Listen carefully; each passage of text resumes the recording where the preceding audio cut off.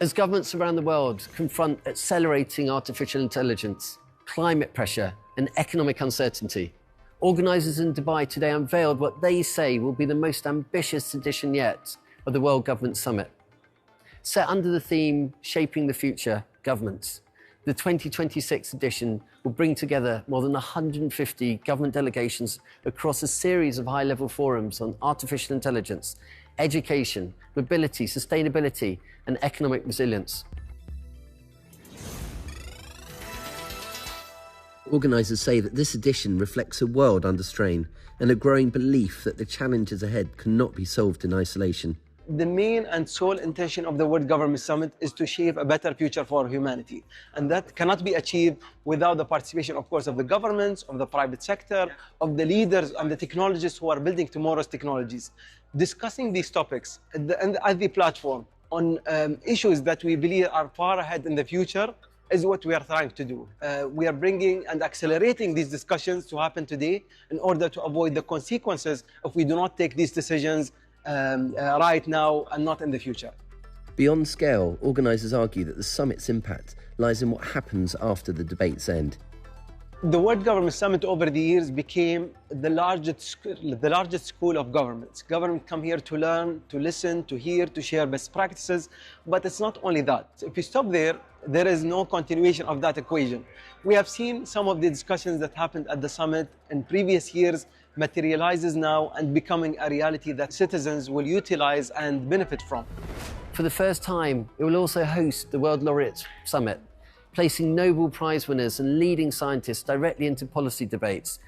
Organisers say the aim is to move beyond talk, creating a platform where political leaders, industry and evidence come together at a moment when global systems are under growing strain.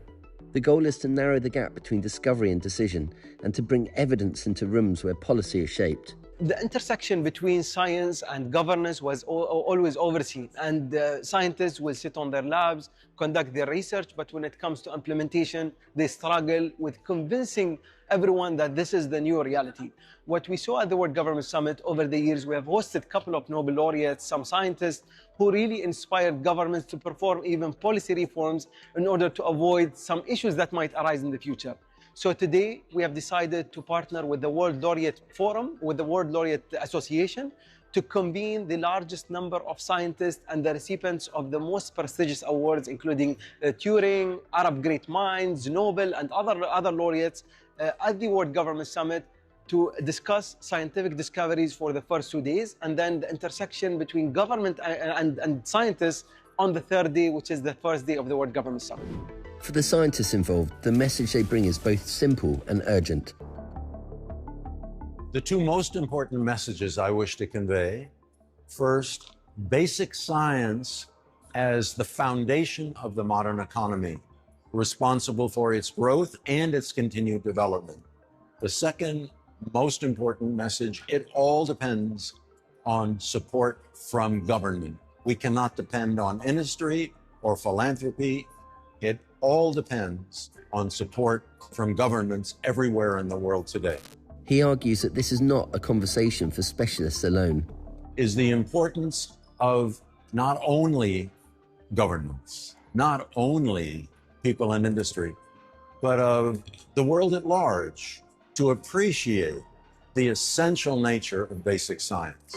The summit, he says, creates a rare moment of direct access. It is a unique opportunity for scientists to speak directly to policymakers and captains of industry. And that this year, that message will be delivered at an unprecedented scale. So there will be almost 130 of the world's leading scientists who convene to deliver this important message on February 3rd. Leaders will arrive not simply to exchange ideas, but to set direction.